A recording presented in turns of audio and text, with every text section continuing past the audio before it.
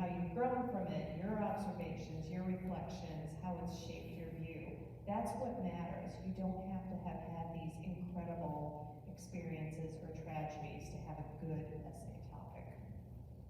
Sorry, one more thing I just want to add. I also think that students sometimes think that essay is the make or break in their application, and without a doubt, the essay is important. We certainly want to, ascertain, can you write? Can you form a sentence? Can you communicate an idea? Can you share with us about who you are and what kind of person you might be within our community? But I'll be honest with you, like the vast majorities I read of essays are good, solid essays. They're not these Pulitzer Prize winning essays. So if you're putting pressure on yourself to write this has to be the most amazing essay I've ever read in my life, most of us aren't seeing that, right? I can count, honestly, the application I've read this season, maybe a small handful, probably 5 or less than 5 students that essays were like amazing and made me feel something. And I can probably count, on the other hand, a small amount of essays that were really awful and horrible. The vast majority of them were good, solid, straight down the middle. A kid can write an essay, they can put together a sentence, they can convey, a message, they can do it, in the allotted, word count, and they're fine. So also don't feel put so much pressure on yourself for this to be the best piece of writing you've ever done as well. Thank you. Okay, I mentioned briefly that there are different types of deadlines, and that early action and early decision deadlines are typically November 1st, sometimes October 15th, sometimes November 15th. Regular decision deadlines are generally January 1st, January 15th, or a little bit later. Would you be willing to talk about the difference in those different types of deadlines and what the benefits might be to applying early action versus regular versus an early decision? I'm just going to start at this end and we'll flow down. So you really do have to look up, because our early action deadline is November 15th, regular is February 15th. And we don't offer early decision. So for Suffolk, a student is not hurt if they apply early action and they're not quite making the mark. We will defer them to the regular pool, notify them, and then ask for additional information, and they'll be considered with the regular pool. Now, it doesn't mean to say we don't deny students an early action. We do. If we can tell that even mid-year grades or additional information will not push that student to be in the admissible category, we're not going to string them along. But otherwise, if a student is going to be possibly admissible, it does not hurt them to apply early and then be deferred to regular. Now, it also doesn't hurt a student to wait and apply for regular. If they just really want to make sure they've got, mid-year grades, or finish that Eagle Scout by December, or whatever it is, that's okay. We don't have,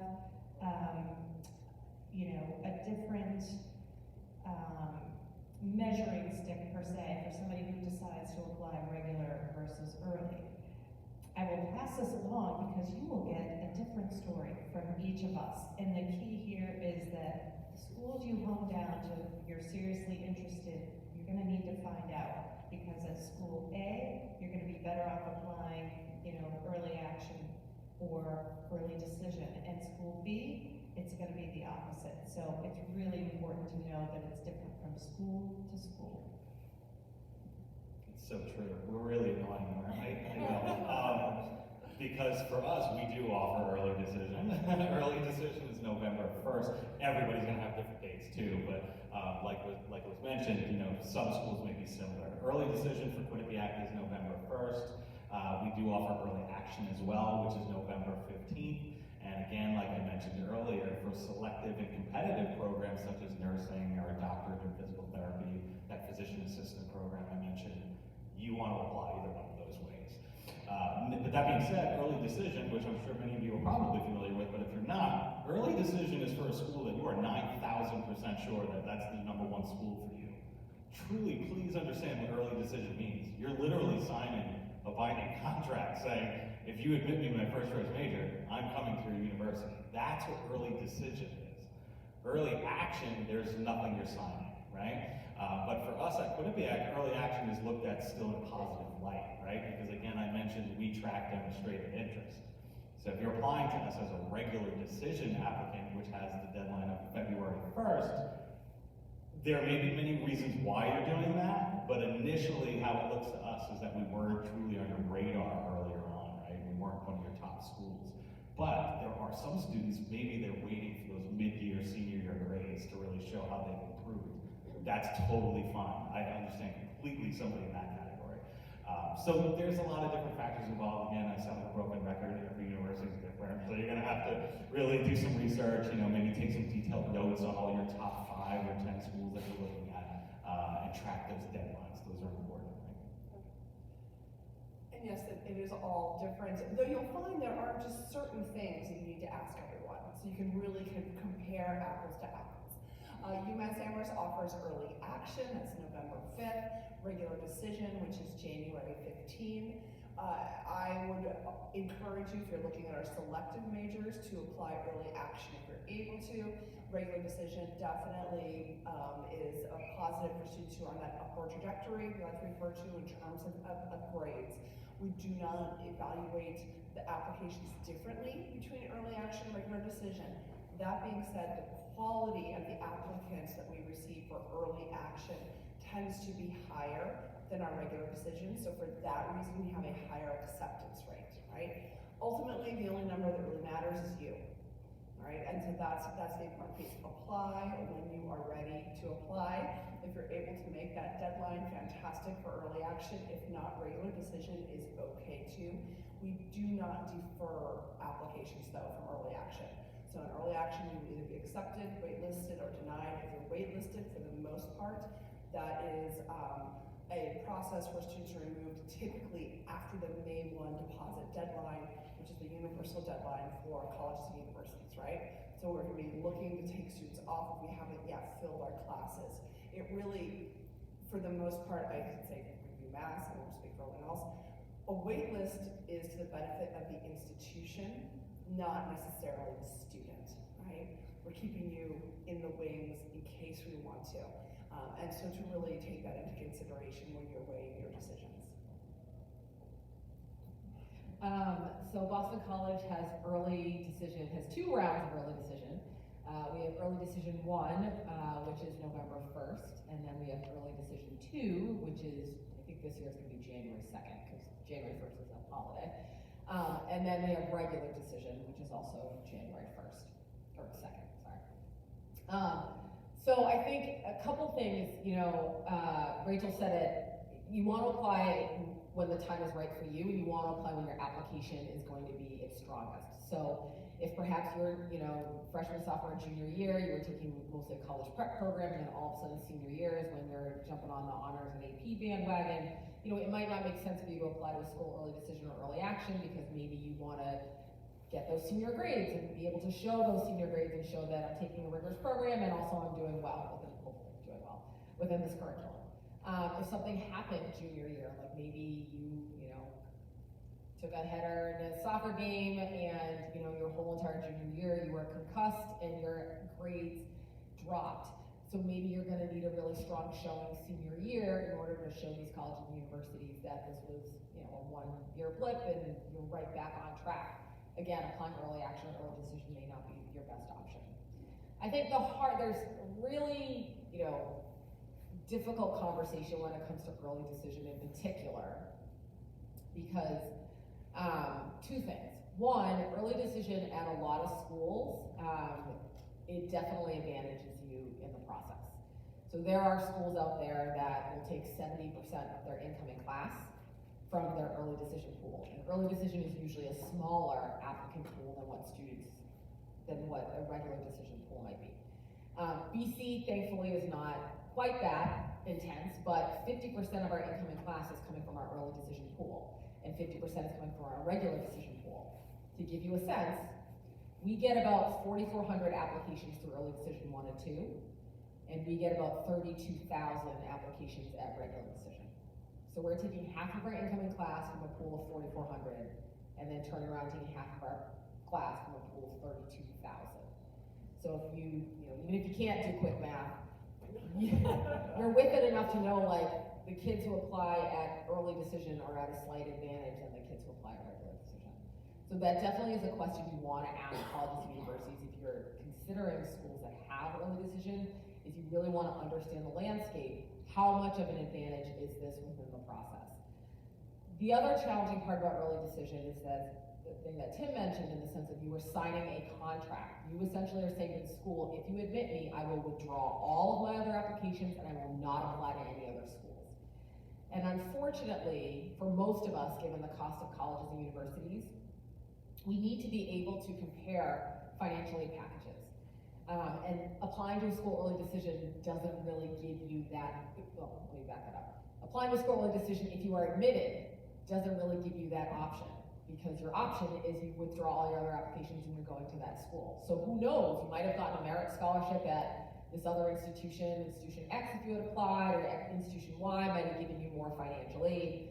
And so definitely for families who are concerned about the cost of attendance, and are considering early decision in particular, you know, you really want to have a real open and honest conversation, because again, it doesn't give you that flexibility to be able to compare financial aid packages, and perhaps negotiating is not really the right word, but to have a conversation with financial aid offices. You know, if school X is giving you more money and you really want to go to school Y, you can always say to school Y, hey, this is what school X is giving me for my financial aid package.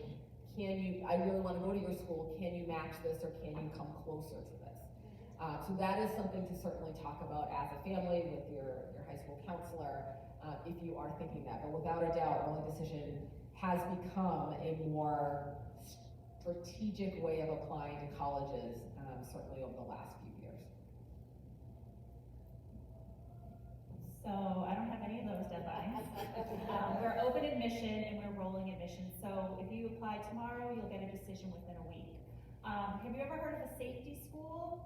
I would love to be your safety school. I would send you an acceptance packet. In all seriousness though, for strong students, it is great to have that acceptance letter in your back pocket, because life happens, right? You might get admitted to all these schools, and then what happens is your financial aid package didn't work out the way it did. Mom or dad lost their job. You got homesick, you don't want to go. And that happens sometimes in July, because that's when the bills come out. That's when I'm the most popular. I get all these phone calls saying, oh my gosh, I didn't realize it was that much to go to school. Can I do a year at Mass Bay, and then can we transfer? Or, you know, I really want to do a summer program. So I'm serious when I say we are here with open arms for students whenever they need us, right? So if you want to apply, just to have that acceptance packet and know that you always have us here, it's great. It's great. We're happy to be your safety school. Also, sometimes things happen. You go to one of these schools and you have a really good time, right? And your grades aren't so great, and guess what? They're not going to ask you to come back. That happens sometimes too, and I'll still be here with open arms. Come on, so you already have that acceptance letter, you have that ID number, and you can start. It happens a lot. You can be a guest and take a couple classes and then go back. So we're here at any point when the students need us, but in all seriousness, we are a safety school. We're everyone's first choice, and depending on the program, and we're here for you when you need us. Yes. So with the early access or early decision, not decision because you're signing the contract, but somebody told me that the earlier you apply, if you do that, there's a better chance of financial aid packages, because there's only so much financial aid to give out. Is that any semblance to that?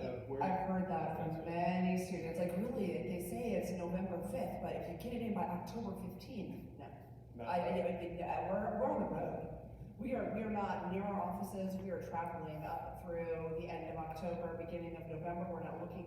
There is no prize for being the first person to submit your application, and there is no harm in being the last one. That being said, it can depend. Well, maybe the difference between early access and regular decision. Early action and Early action. Oh, I just want to piggyback on what Rachel said, though. I agree. I don't care when you've applied. You do need to apply by the deadline, but I will tell you, don't wait till the last day, because that's when the Common App site is going to crash. Yes. Or that's when you're going to lose power, or something like that. So, I mean, we've got a little line graph on our homepage of our CRM, and it's like, months and then deadline, whoop, you know, and that's okay. But please, try to do it a day before the deadline because things happen. But it, specifically around merit scholarship and so forth, it's gonna depend on the institution. It doesn't matter at UMass. I guess that was, Doesn't matter with us either. that was just gonna be my point, it depends on the institution, so, you know, for us, like, regardless of when a student applies, the financial aid review process is the same. The only difference is we do have a merit scholarship that there is a priority scholarship deadline date, so that's the only difference. But there are, I mean, again, it depends, there are schools out there that may look more favorably financially, for students that are applying early action, because in their mind, they may think, ooh, this kid might be more interested, so we might go out with more financial aid to these students, and then less financial aid to the regular decision students, or, you know, try to entice those students. So, that is a good question to ask of institutions. When will they have their financial aid night? And when there's next in In October? September. Okay, definitely come to that, because I wanna say, you heard the word merit scholarship. Merit scholarship is institution-based, but when you're doing the FAFSA, the free application for federal student aid, your estimated family contribution will be the same at all these schools. So federal money and state money will be the same here at Mass Bay as BC, et cetera.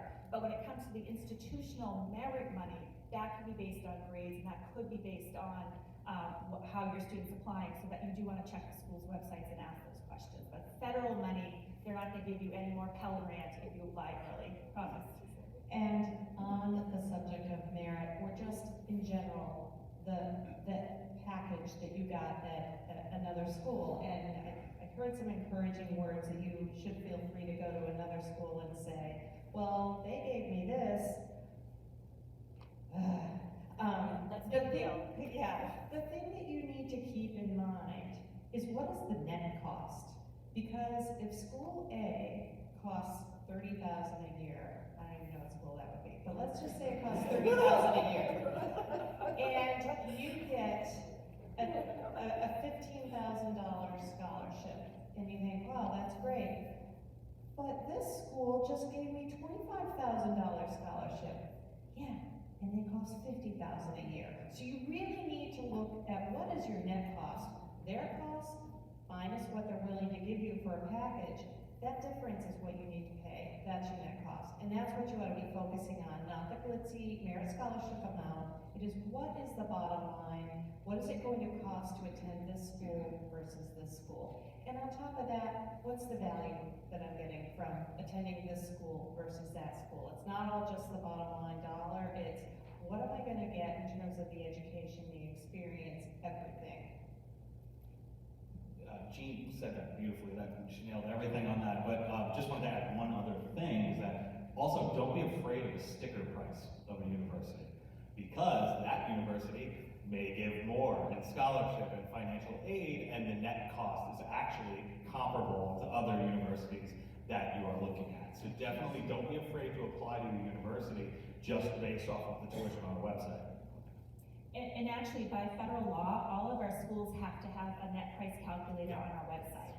So if you're bored tonight and you wanna go home, all of our net price calculators, and you can plug in your information, it'll ask information about taxes, et cetera. You can get an idea of the net cost at all of our institutions.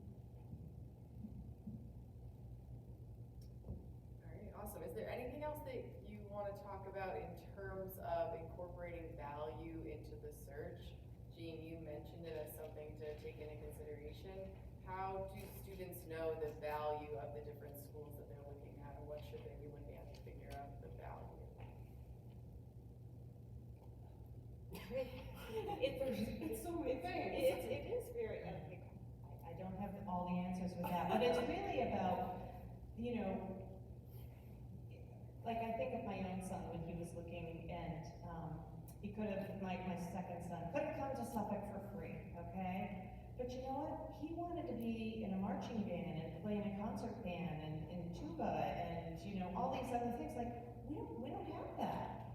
So to me, it was worth it paying more for him to go somewhere else, because that is what he needed. So I think you have to think about, when I said before, it's not just the bottom line price, it's also, okay, that may be a great price, but is it going to give me what I'm looking for in this experience? So to me, that's it. Is it worth it in terms of spending that extra money, taking out a loan, because this is truly what is best for me? And that's a hard thing to answer, because I can tell you there's more than one great school out there for you. There's a lot of great schools out there for you. You may have your heart set on this one, but if it's so out of reach that it's gonna put you and your family in jeopardy for years to come financially, there's probably, there are other options out there, but it's a personal decision you've got to weigh out. It's hard for me to say what are all the values out there that you need to be thinking of. Great.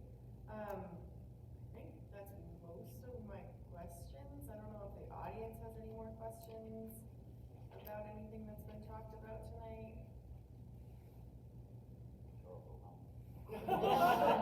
So much information. Oh, I'm sorry. For the panel. I think this class has had, it's been hard for a lot of different classes and things, but just knowing from where they're coming. When you're considering an application, if a student has really, kind of progressed this way, does that matter more? Does that weigh more if he's like, so if your student's sort of going like this, that where they are now and what you're seeing now matters more than struggling in ninth grade, or is that what you're saying? Yes, Okay. yeah. But then in that same thing, just to talk a little bit more about what you were mentioning, if this cadence is going this way, maybe wait for the later, like regular pool to show that continued trajectory rather than like stopping when you could show a little more growth even. Absolutely, that is correct. I do want to say though, as well, because students hear that, and well, if I do really well my junior and senior year, that will gloss over the freshman, sophomore year. It certainly is a factor in trajectory. Some students are going to need to continue on that trajectory, in which case the community college is a great way to continue demonstrating that improved academic performance, and there is nothing wrong with that. We all went through a lot. We were talking earlier about essays topics and how many essay topics we're seeing around anxiety and depression and all of those pieces. And we want to applaud students for having survived. And if they need an additional year, that is not held against them in terms of the application process, and it could open up additional doors as well. So yes, upward trajectory is great. It cannot erase all things, but it's definitely a factor to consider. And downward trajectory is Not good. Not Yeah, good. right, well, yeah, that's the antithesis, Yeah. so they're rock stars in ninth and Right. 10th grade, and then they're going like that's obviously weighted as well, not yeah. good, even with great test scores. Yeah, Not good. yeah. Mm-mm. Are early decision and early action, admissions decisions ever contingent on grades the rest of the way until graduation, or are they? All decisions are usually contingent upon that. So usually when we're admitting students, it's with the idea that they will continue along with the academic program that they are currently enrolled in, and that the expectation is that academically we will see the same level of performance throughout the rest of their time. I think every school handles it differently, what they do if that is not the case. So we have language in our acceptance booklet that says, we reserve the right to rescind an offer of admission should X, Y, Z, and we don't get explicit, but like should anything happen, right? And this could be like if a student, commits a crime or something major like that. A slight drop in performance, probably not gonna be a big deal. But if somebody, we're used to a certain level of performance and somebody is all of a sudden failing all their classes or in jeopardy of not graduating, we would absolutely have every right to rescind that student's admission. So what I appreciate is when students, particularly if they're thinking about changing their academic program, is that they reach out to me and ask me before they do it. So I've had a litany of emails from students who are like, I was scheduled to take this class second semester, but for whatever reason, I'm not, I'm hoping not to or whatever. Sometimes I'm gonna be like, nope, that's fine, you don't need to take that class, that's an additional elective, and that's completely fine if you want it. Other times I'm gonna be like, when you were admitted, it was with the understanding you were gonna complete this AP Calculus class, and the fact that you're thinking about dropping it, that's not cool with us. And so we would say that you should stay in that class. So we oftentimes wanna have a conversation with students. But yes, we probably all have language somewhere, either in our acceptance letter or in our acceptance packets, that say we do reserve the right to rescind admission, in extreme cases. So do you require, end of year transcript? Absolutely. Absolutely. Yep. We send those automatically. We automatically will send first quarter grades, to all the schools that they've applied at that point. We'll send mid-year grades to all the schools that they've applied to at that point, and whichever school they are ultimately going to, we send them the final transcript at the end of the year. The kids, I'm glad you said that, because I think the kids think that we just tell them, like, you have to keep your grades up just to keep them in line. I'd be horrified I asked, but I'm like. That's a good question. Yeah, in the back. So you are admission counselors, correct? Mhm. So the child gets in, they wanna go after their first year, and all of a sudden now they wanna change. Do they come to you, or do they have a separate advisor that they would do that with? What do you mean change? Like Well, change your if they're major? in school and they've been accepted, this is the whole process of getting in, but things change. You know, what I mean, so right now I was on this track and now I wanna change. How do they go, is it an advisor they have after they get accepted, or do they come back to admit, okay? It wouldn't come back to admissions, yeah, they'll have assigned academic advisors, yeah. Okay. Lose our number. Yeah. Maybe my child may, but I won't. That's considered an internal transfer, and yes, they work with their But advisor. it's slightly different than if you Exactly, decided yes, to yes. apply and change versus while you're in. And I joke, because I'm not gonna give you my number. Yeah. But, The other part too is I know that we've kind of been through this with our oldest, but some people always ask, well, what services do you offer while I'm there? You know what I mean, there's the ups and downs, the first time down there too, so that's also another big question to ask, what, now that you're taking my child, if they need stuff, where do they go? and actually, you had a question in the Q&A that we haven't touched on, which is 504s and IEPs. Do we have 2 minutes to do that? I don't want to run out of time. Because a lot of students are on an IEP or a 504, have diagnosed learning disability, mental health challenges, physical disabilities, and so forth. And the transition to college is significant, and doing it in a mindful way is really, really important. Understanding how the laws change and how your diagnoses may factor into an application. Should I disclose, should I not disclose? As students are moving from high school to college, they are no longer under IDEA, they will no longer have an IEP, they will no longer have a 504 plan. Those documentations can be helpful and can inform a school once you have enrolled and you're seeking services, but they're not legally binding in the same way.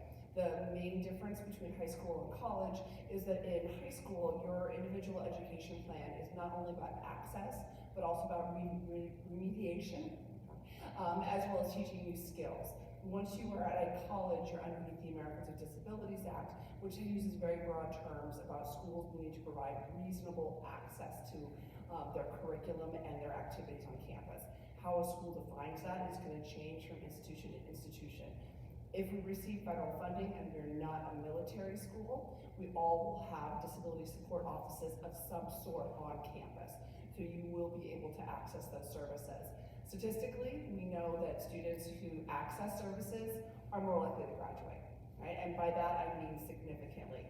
If you access services, in general, if you have an IEP or 504 plan in high school, your graduation rate from colleges and universities is around 30%. And we know that only about 25 to 30% of students actually access services. So long story short, the students who access services and do so early on are the ones that are going to be successful within school. Key to know, they are staffed positions, which are not faculty positions.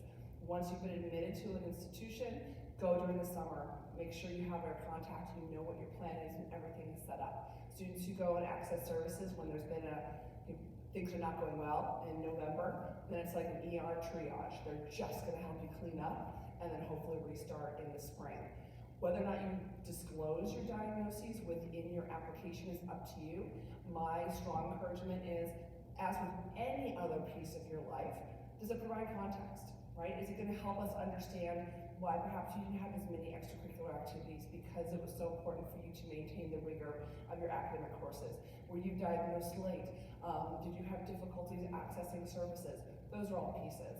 But just like any other tragedy, or I'm sorry, as a student at the Lloyd School, they don't have tragedy, but any other obstacles or challenges you faced in your life, it also doesn't have to be the defining topic that you're speaking of within your application. So just, I'm very passionate about the fact that students need to consider services and make sure they're in place. There's nothing wrong having a learning disability or a diagnosed mental health challenge or any other challenge is not a reflection of your intellectual ability. It's not a moral failing. I really encourage you to do what is best for you in your education long term, and considering the investment that you and your family are making. I'll just kind of quickly piggyback on that. You know, the transition to college is challenging for pretty much everybody, right? And it might, to what level and what degree is going to depend on what an individual student is dealing with or what they have in their background. But all colleges and universities are going to have a wide array and an assortment of different support services. So, you know, you might find, you know, tutoring services or certainly counseling services, universally counseling services particularly. In light of COVID, we've certainly seen an increase in students accessing those resources. You might have mentoring programs for students who might be having a little difficult time adjusting or making friends or connecting with people.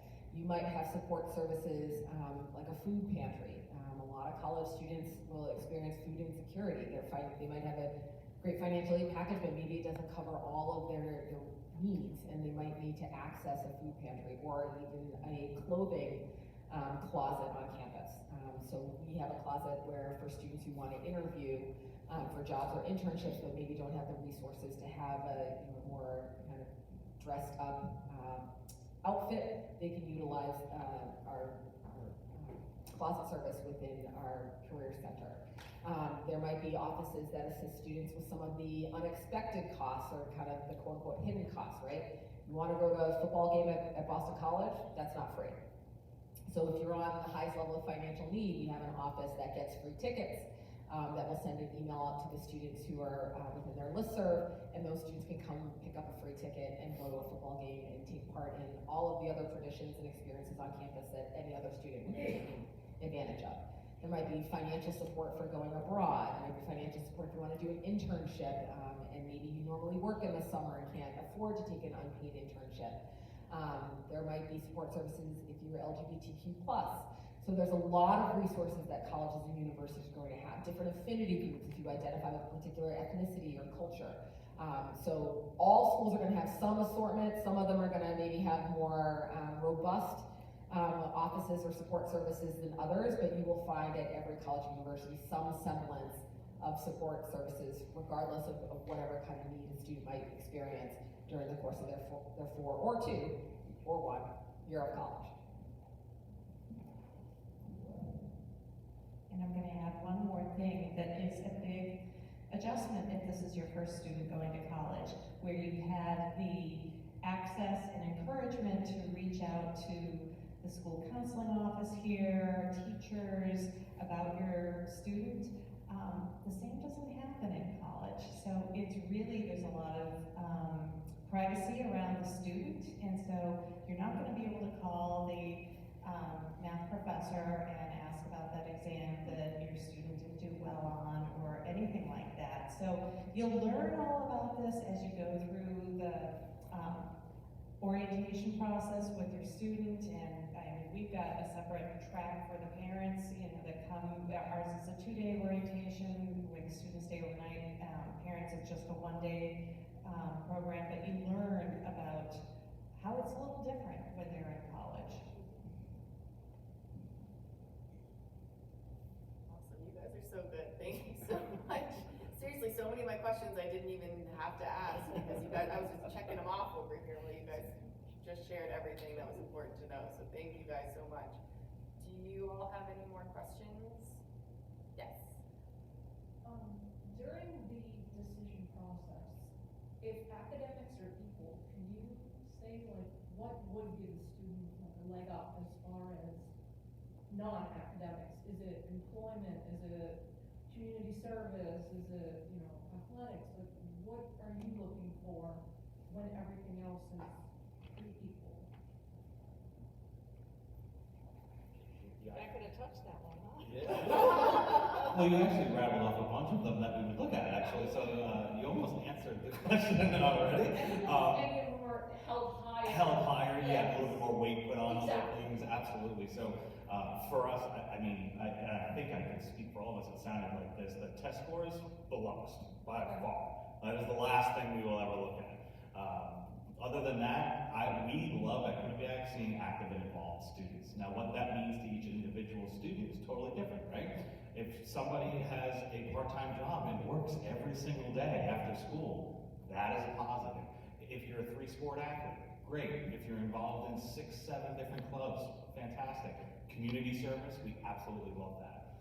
One thing that I can tell you that I enjoy seeing on a student's application is leadership qualities as well. So not only being active and involved, but having positions in those, whether it be clubs, organizations, athletics, whatever it might be. So that's something that we would look at Quinnipiac. I don't know if anybody else has anything else to add. I'm gonna throw out some hot topics, and it's almost 8 o'clock, so I have to be cautious. So, the one thing it's important to understand about the college admissions process is that it is kind of like a business.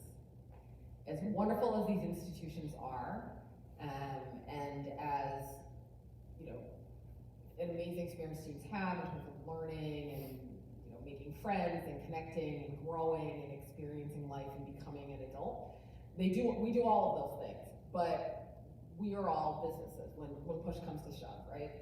And so there are kind of like institutional priorities that you may not be aware of, and sometimes we're not even aware of as admissions counselors, that may play a role in an admissions process. So for example, BC Division I athletics. We have committed ourselves to funding and fully staffing 31 varsity teams. Now, some of those teams we're a little bit more committed to than others, right? So you might have 2 students who look very similar, but the student who's the recruited football player, maybe that student gets the admission nod and the other student doesn't, right? Alumni consideration. And every school is different. Some schools have done away with that altogether. Johns Hopkins, there was a big article a couple years ago, but they did away with it completely. Some schools will look at alumni being only the sons and daughters of alums. Others will look at siblings or uncles or grandparents or anything like that. Sometimes that's gonna play a role. Sometimes somebody has some cash and development has become aware of this person, and that may play a role. So there's sometimes these different institutions, sometimes it's academic divisions or it's academic programs.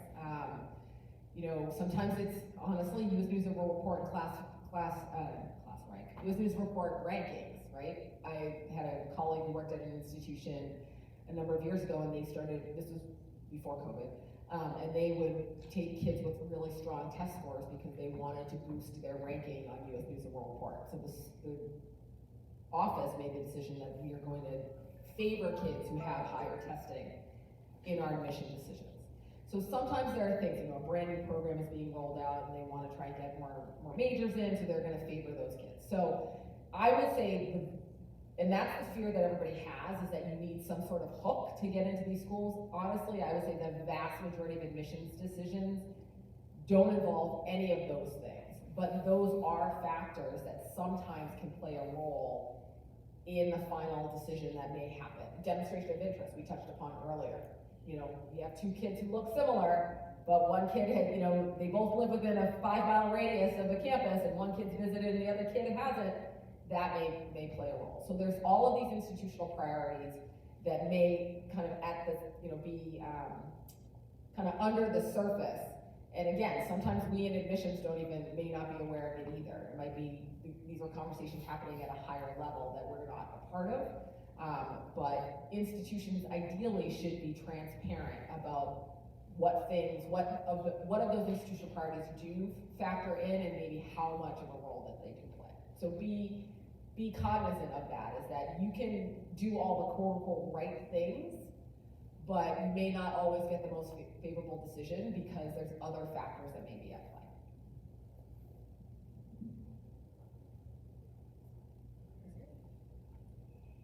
Any other questions? On a happy note, there's a place for everybody. Trust in the process.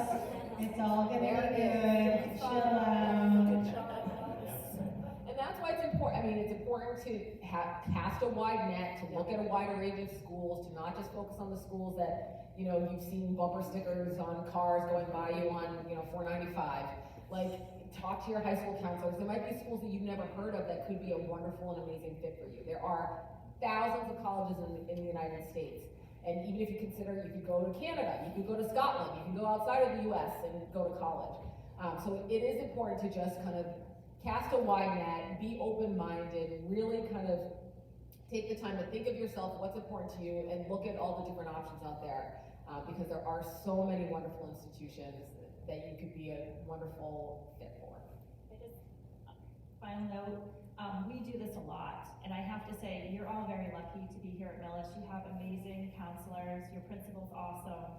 So when they say go talk to them, do it, because they have relationships with all of us. So if it's, don't think any question's a silly question, because if it's about exactly what you said, one of these fine ladies can give us a call and get you an answer. So you're really lucky here. I think we can all agree to that. Thank you, guys.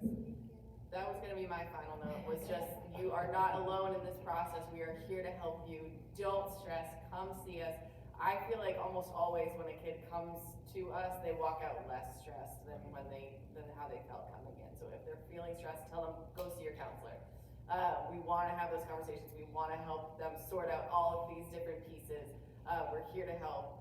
And we wanna talk to you guys too. So just don't hesitate to reach out and, schedule an appointment with us, or, yeah, we'd love to see you, and we'd love to help you with the process, so. I think that's everything for tonight. Thank you all for coming, and thank you again to our reps. You guys are awesome.